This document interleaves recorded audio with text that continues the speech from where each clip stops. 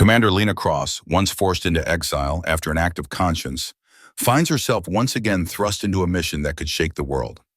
A nuclear submarine, the USS Titan, surfaces unexpectedly, and its captain demands to speak only to Cross.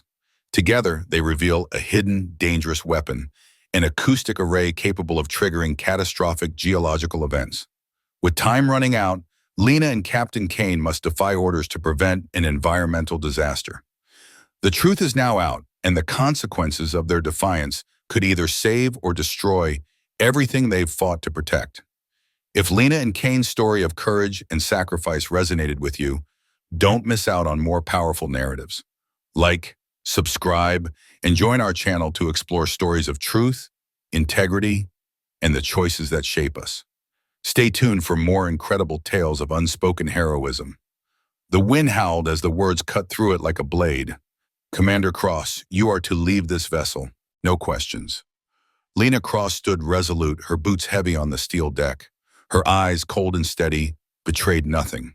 There were no protests, no tears, just a fire burning within her. A fire fueled by unanswered questions that only she knew. As she descended the gangway, the sailors watched in heavy silence, sensing they were witnessing the beginning of something monumental. And then, a nuclear submarine surfaced in waters where no ship dared to venture. Surrounded by warships, their guns trained on it, the submarine remained unmoved, defiant. The captain uttered only one name: Commander Lena Cross. Why had he risked everything for her? What secret lay beneath the waves, a secret so powerful it could change the world? As the night wore on, the ocean's silence was broken, and some truths, long buried, could no longer remain hidden. Commander Lena Cross had always been a study in discipline. Her life aboard the USS Resolute was a model of grace under pressure, an enduring presence that held the weight of the ship and the lives aboard it in perfect balance. She wasn't the type to make grand speeches or perform heroic feats for the headlines. Her reputation was built on something quieter, something steadier: competence. She kept the ship's operations running smoothly, silently carrying the immense responsibility of her role. But beneath the calm exterior, there was more. Battles no one knew about, wounds deeper than any physical scar, and secrets that weighed on her, heavier than the steel of the ship she commanded. Her career, once shining brightly in the submarine force, had ended abruptly. Her once promising path had been derailed by decisions too difficult to explain, forcing her into exile. She had rebuilt herself, piece by piece, each move scrutinized, every failure amplified. The submarine world had been her everything, her purpose, her refuge. But a day had come when her duty to conscience had collided with her duty to command, and the aftermath left her reassigned. On the USS Resolute, she found a new life, but it was no easy transition. Every step she took had to be earned, and her every move was under constant review. But Lena Cross didn't complain. She didn't falter. With quiet determination, she learned the rhythms of the massive carrier, understanding the complex operation of a floating city. Slowly, methodically, she climbed the ranks. She wasn't loud, and she didn't demand attention. But in the chaos of the ship's decks, amid the constant activity, she became the unshakable center. Her leadership wasn't defined by orders shouted across the deck. It was marked by thoughtful decision-making, by the rare ability to listen. Younger officers were drawn to her, eager to understand what couldn't be learned from manuals. She mentored them patiently, not just teaching procedure, but judgment. She showed them how to read the sea, how to recognize the warning signs before alarms ever sounded. Many officers credited their survival in critical situations to the quiet lessons Lena had given them over coffee at dawn. But respect, while earned, didn't bring the sense of belonging. The higher she rose, the lonelier she became. The friendships that once came easily in the close quarters of a submarine were now out of reach. Aboard the vast carrier, Lena kept her distance, not because she wanted to, but because she understood all too well the complexities that closeness could bring to command. Her quarters were neat, spare, and impersonal. Her social interactions were courteous, but brief. She shared rare laughs, but mostly she listened. She observed, and she carried the burden of command and solitude. But beneath the routines, there was always that undercurrent, the unspoken awareness that she was not fully trusted. It started small, conversations that halted a beat too early when she entered a room, a quick glance exchanged between two junior officers when her name was mentioned. She caught fragments of conversation, whispers about deep water, the incident, the truth behind what had happened on the Titan.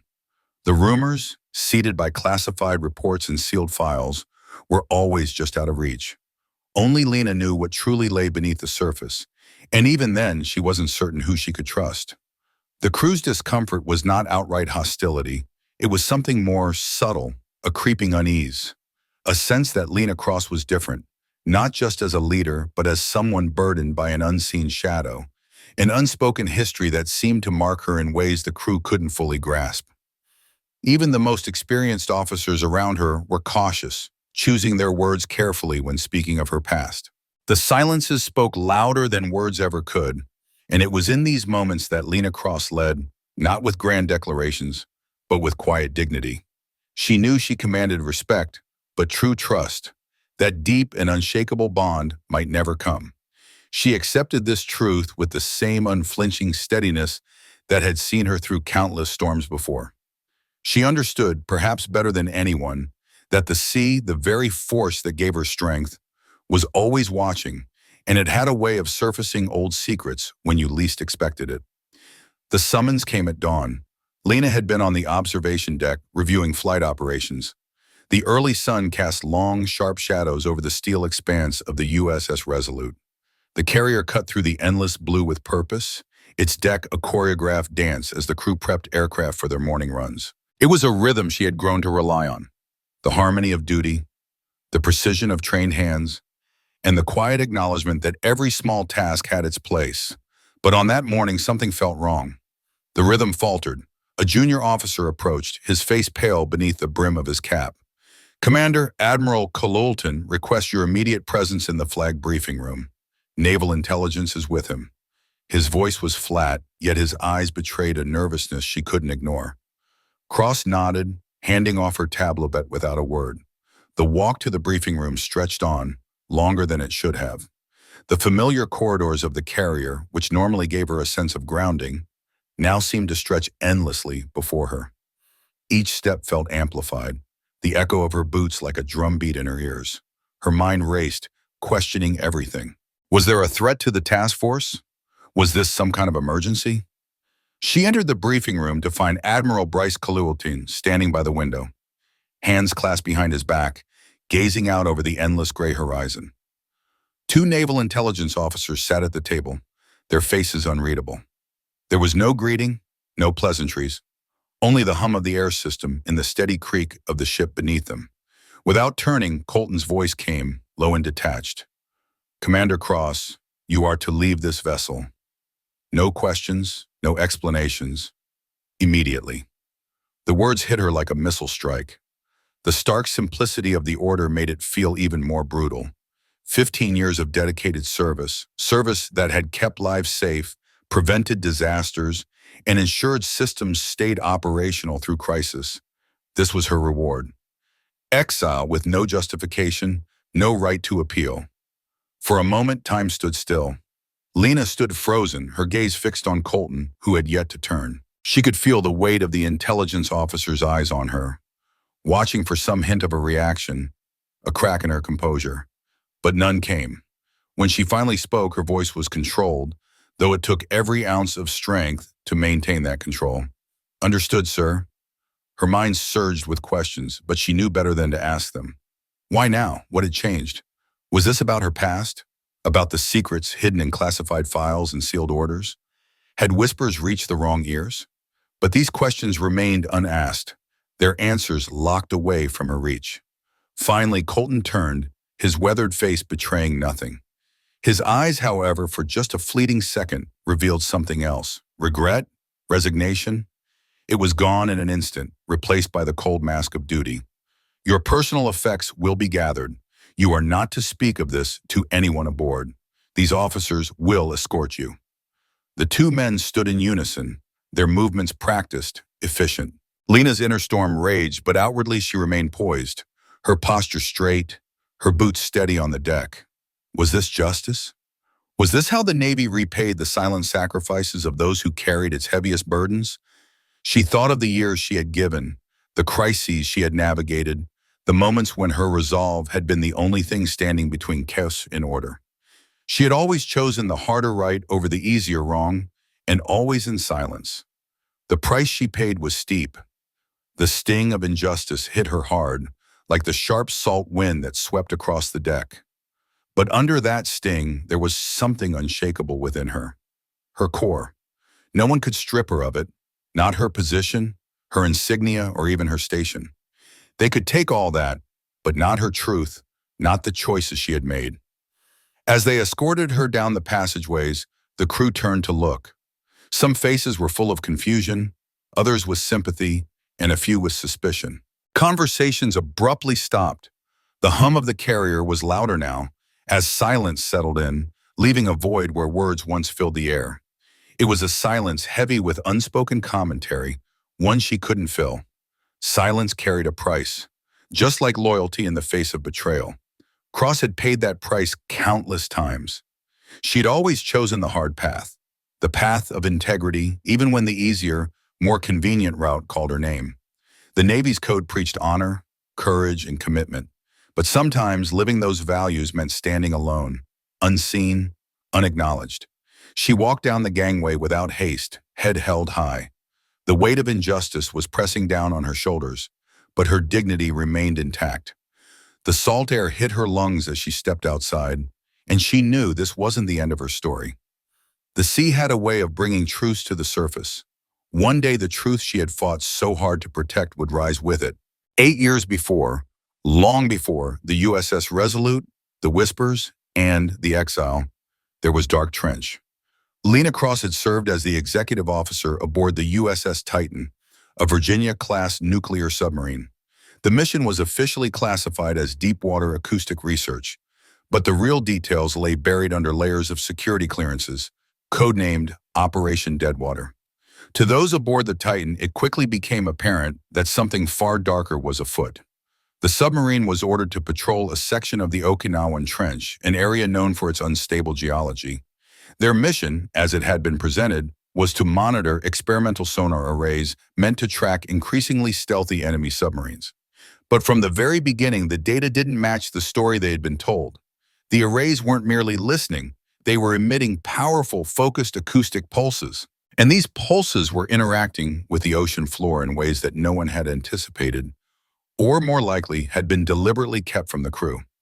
Lena had spent countless hours in the control room with Captain Marcus Kaine, staring at the seismic data scrolling across the monitors. Small tremors, far too regular and precisely spaced to be natural, were rippling through the seabed below. The trench walls, ancient and fragile, were being weakened with each sonic blast. This wasn't detection, she remembered, Kaine muttering, his voice barely above a whisper. This is weapons testing, and if we don't stop it, we'll collapse the whole damn trench. The threat was staggering. A collapse could send shockwaves across the Pacific, triggering tsunamis, causing massive loss of life along coastlines, and destabilizing the entire region. And all of it was being hidden behind the guise of a routine mission. The orders were clear. Continue monitoring, do not interfere, report the data. But conscience, Lena knew, doesn't easily bend to command.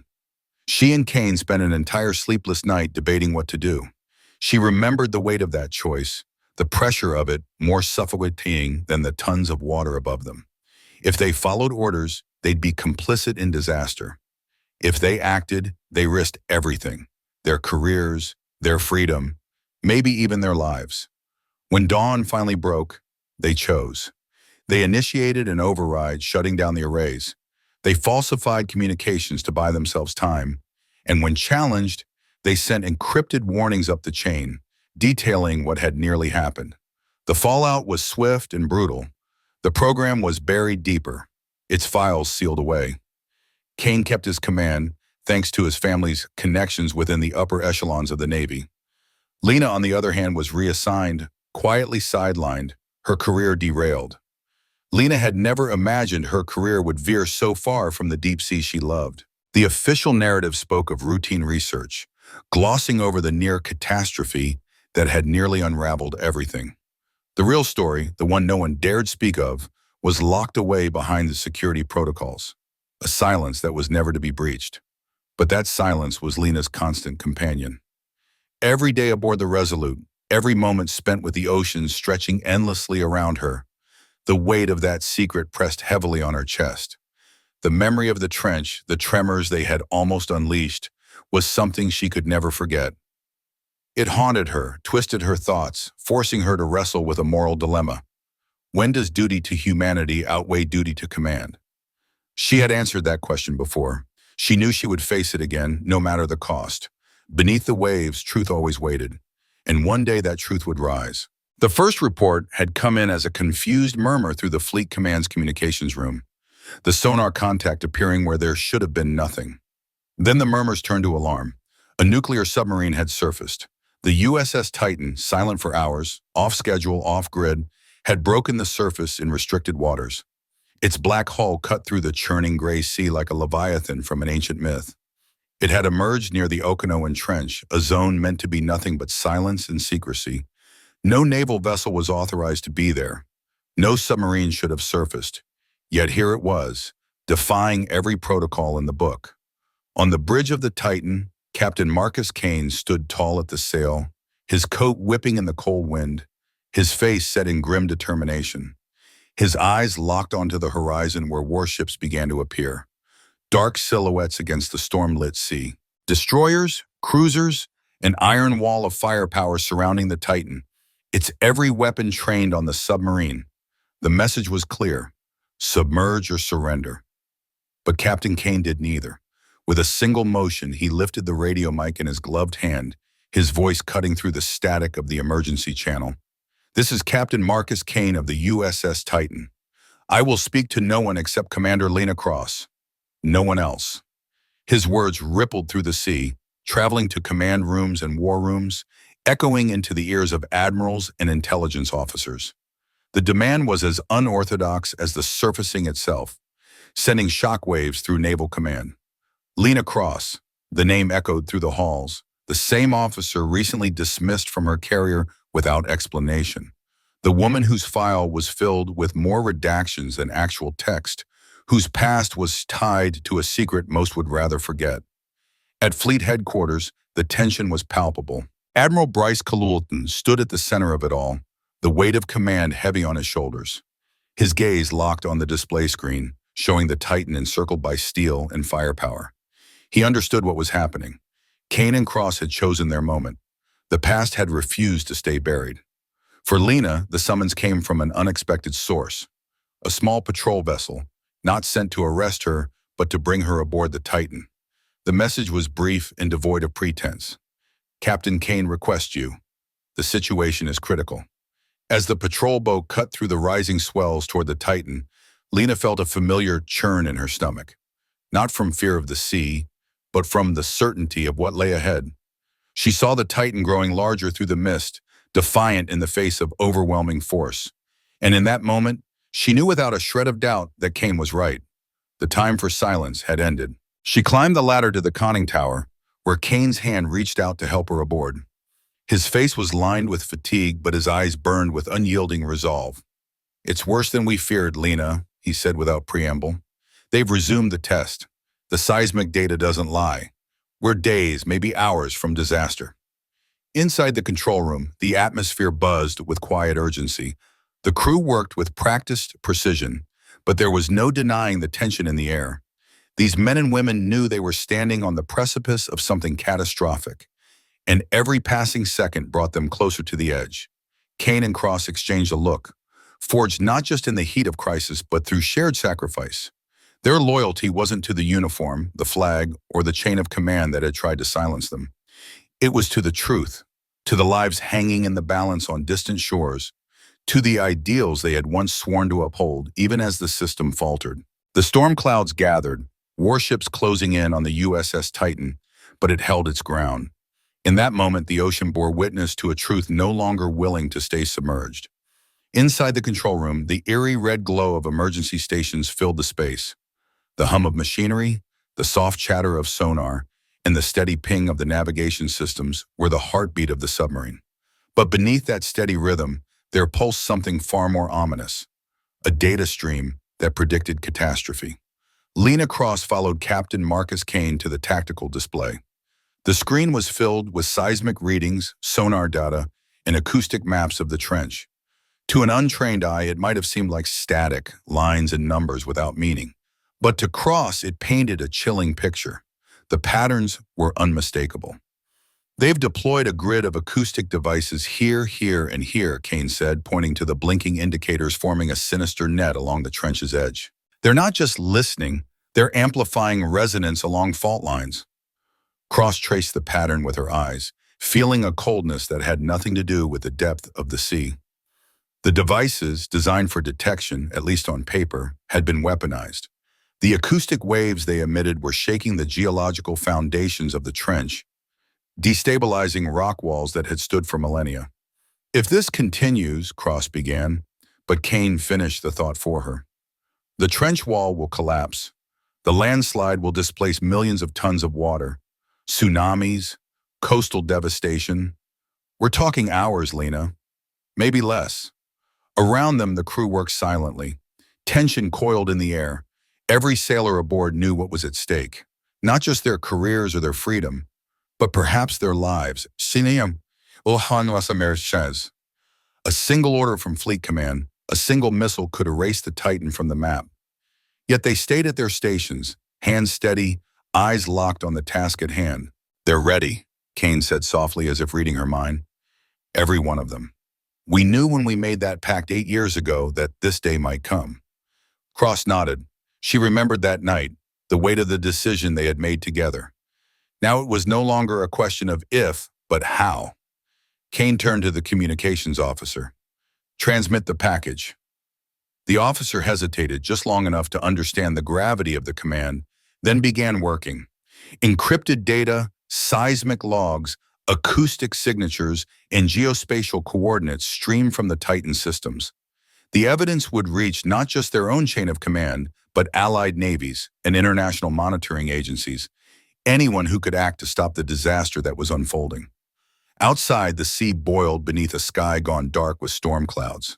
The Navy's destroyers tightened their circle, their guns trained on the Titan. The first cold drops of rain lashed the deck, as if the ocean itself wept for what was coming. Inside, there was no fear, only resolve. They had chosen their path. No more hiding, no more waiting for permission to do what was right. Cross looked around at her crew, sailors, officers, men and women who had enlisted to serve, and now served something greater than any flag. "If we don't speak now," she said, her voice steady, "the sea will speak for us, and it will be far less merciful." The data burst completed. The message was out. For the first time in years, Cross felt the weight on her chest ease. Whatever came next, at least they had not remained silent. The storm was violent, splitting the sky with bolts of lightning that echoed in a furious crescendo. Beneath the chaos, the trench awaited, an ominous reminder that nature's wrath could be stirred by human folly, yet at the same time held at bay by the will and bravery of those who dared to stand against it. The moment the final packet of encrypted data left the USS Titan's communication array, there was no turning back. It shot across the ether, bypassing Naval Command, sidestepping layers of classification and security, surging through foreign and allied vessels, independent monitoring agencies, and environmental watchdogs, all of whom had hesitated to activate their secure channels until that very night. The world would now know what the Titan had done, the unimaginable. It had defied the chain of command, risking everything to preserve not just a nation, but the fragile balance of the sea itself. For Captain Marcus Kaine, Commander Lena Cross, and their crew, the consequences would arrive swiftly, and they would be harsh. But as the storm continued to rage, so did the vindication of their truth. Warships, their guns still trained on the submarine, hesitated, not out of mercy, but out of confusion. Orders rushed through command lines faster than they could be executed. Fleet-wide, signals officers scrambled to process the flood of data. Seismic charts, acoustic signatures, weaponized device grid patterns. Everything was there, irrefutable. Meanwhile, at Fleet Headquarters, Admiral Bryce Colulton stood at the eye of the storm, Not the one on the sea, but the one within the heart of politics and military command. His face was haggard, eyes hollow from sleepless nights, listening as the tide of reports grew louder. From ships, from Washington, from allies who now demanded answers. The Titan had forced their hand. The secret was out. Colulton knew that this day was inevitable. Within 48 hours, the Titan was escorted under heavy guard to a naval base. A tribunal was convened with rapid efficiency, partly for justice, partly for damage control. The chamber was bleak, the gray walls stark. Above the panel of judges, the seal of the United States Navy stood silent. Officers and officials who had whispered of Kaine and Cross for years now found themselves facing them in the open. Kaine rose first, tall and unyielding in his dress uniform. His voice when he spoke was steady and firm. 8 years ago, Commander Cross and I discovered that the technology we were ordered to monitor could cause catastrophic geological collapse. We followed orders as long as we could, but when continuing would have meant complicity in disaster, we acted. When the same technology resurfaced, we didn't act for glory or defiance. We acted because duty to life outweighs duty to silence. Cross stood next. Her words were brief but powerful. I stand by my decisions. My oath was to protect, and when that oath conflicted with orders that endangered millions, I chose the oath. The tribunal listened as evidence was laid bare. Redacted files that had once been hidden behind black ink were now fully displayed, projected on screens for all to see. Memos, data logs, internal warnings, all ignored or buried. The truth, long submerged in secrecy, rose like a flood tide. No one could suppress it now. The Navy's leadership sat in silent judgment, not just of Kaine and Cross, but of themselves. The reckoning wasn't just for 2 officers, but for an institution that had allowed politics to silence science and ambition to override ethics. Finally, Admiral Colulton stepped forward, breaking his silence. His voice was laden with years of weight. I could not stop what was set in motion long ago, but I could ensure that when the truth came, it would be undeniable. Kaine, Cross, you have done what I could not, and what this Navy must now reckon with. The tribunal's verdict was unequivocal. Kaine and Cross had acted with courage, integrity, and in the highest traditions of naval service. Their actions had prevented a disaster. The Navy would bear the cost of its failures, but these 2 would not. And beyond the courtroom, a shift began. Other navies began pulling back their own. The world had been on the edge, shaken by the weight of the unspoken. In the tense silence of a tribunal chamber, the final decision was made, and the judgment fell not with a thunderous clash, but with the quiet, steady certainty of justice finally delivered. The words of the tribunal echoed with clarity, a judgment years in the making. Captain Marcus Kaine and Commander Lena Cross, your actions have transcended the ordinary bounds of duty and courage. You have not only averted an environmental disaster of unparalleled scale, but you have reminded us all that sometimes doing what is right requires breaking away from the conventional, risking it all for the sake of something far greater. The room, which had been thick with anticipation and judgment, fell into a brief, heavy silence. It was a silence that stretched for only a heartbeat, but in that heartbeat, it carried the weight of years. And then, as if the shackles of their ordeal had finally fallen away, the officers, sailors, and observers stood as one. The applause, though restrained and respectful, was charged with an unspoken recognition, a long overdue acknowledgement of their bravery. Lena Cross stood side by side with Marcus Kaine, both in their immaculate dress whites, their faces marked with the lines of battle, both the battle against a disastrous fate and the one within themselves. The storm of accusations was behind them now, and in front of them was the calm of vindication. The Secretary of the Navy, flanked by representatives from allied nations, approached with a solemn presence. In his hands, he carried 2 small velvet boxes, each a symbol of sacrifice, of service beyond the call of duty. For service above and beyond, he began, his voice steady, but with a rare sincerity that echoed through the room. For placing the safety of humanity above personal cost. For reminding us that the sea does not belong to any one nation or fleet, but to all of us. You have shown the world the true meaning of duty. He opened the boxes, revealing medals that gleamed in the light, crafted not for any single battle or mission, but for a truth fought and defended at great personal risk. The metals, silver and blue, the colors of the deep ocean, bore the symbol of an unbroken wave, signifying the vast, relentless force of the sea. As the ceremony concluded, the Secretary of the Navy's voice softened, and his words carried an even greater weight. The world is watching us, and we would be fools to let this moment slip away without learning from it. Captain Kaine, Commander Cross, the Navy, and our allies are forming a new joint task force. The mission: environmental security, transparency, accountability, and deep-sea research. This is not just about national interest. This is about the future of our planet. We ask you both to lead it. For the first time in many days, Lena Cross saw something different in Marcus Kaine's eyes. Something beyond the exhaustion, beyond the unwavering determination. She saw hope. It was quiet, tempered by experience, but it was hope nonetheless. And in that moment, she understood that this was not the end, but the beginning of something new. In the weeks that followed, the task force began to take shape. Officers from navies around the world, marine scientists, environmental watchdogs, and even diplomats joined the cause. They were united by a singular purpose: to ensure that the mysteries of the deep oceans would no longer be hidden under layers of dangerous secrecy. Cross and Kaine, as co-commanders, led with unparalleled clarity and resolve, crafting protocols that balanced national security with the stewardship of the oceans. They understood, perhaps more than anyone, that the oceans were no longer a final frontier to exploit, but the first line of responsibility. Yet, even in the moments of quiet calm, walking the new deck or addressing the multinational crew, Lena Cross couldn't shake the weight of what they had endured.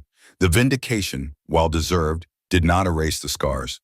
The sleepless nights, the isolation, and the bitter knowledge that they had nearly been sacrificed for speaking the truth, those wounds remained. Integrity had a price, and those who paid it understood that they might never be fully understood by others. But there was a peace in knowing that they had chosen the principle over comfort, duty to humanity over blind obedience to flawed orders. As the sun set, painting the ocean in hues of golden crimson, Lena Cross came to a quiet realization. Some truths could never remain hidden, and some heroes, though hidden themselves, chose the hardest path. Not because it was easy, but because it was the right one. And as we close the story of Cross and Kaine, we are reminded of something fundamental. Courage does not always roar. Sometimes it is the quiet voice that says, "I will try again tomorrow." That makes all the difference. For those who serve at sea and for all of us trying to navigate the challenges of life today, Commander Cross and Captain Kaine's story serves as a powerful reminder that integrity often requires great sacrifice. In a world where pressures surround us from every angle, whether at work, within our communities, or even from our own families, there are times when we are all called upon to make difficult decisions. These choices aren't always between what's easy and what's hard. They are about choosing what's right, even if it doesn't bring applause or recognition. It's about protecting what truly matters: truth, justice, and the well-being of others. Their story prompts an important question. How do we stand up when we witness something wrong? When do we let loyalty give way to conscience? These aren't just questions for those in the military, they are questions for all of us. They are as relevant today in our neighborhoods, our workplaces, and our homes as they are on a ship at sea. So let me ask you, have you ever faced a moment where you had to choose between following the rules and following your heart? How did you make that decision? What advice would you give to future generations about standing up for what's right? Please share your thoughts in the comments below. Your perspective, especially from those of you who have weathered times of challenge and change, is invaluable. Thank you for taking the time to listen to this story. If it resonated with you, we invite you to like, subscribe, and join us in honoring the quiet courage of those who choose principle over comfort.